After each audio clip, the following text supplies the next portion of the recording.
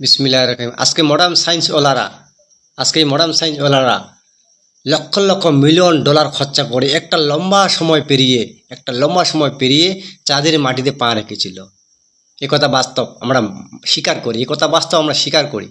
আর আমাদের নবী এই জমিনে দাঁড়িয়ে, এই মক্কার জমিনে দাঁড়িয়ে শুধু সাদা আঙ্গুলকে তুলে বলেছেন, হে আল্লাহ, হে মারি আল্লাহ, এই চাঁদকে দু টুকরো করে দেখা দো।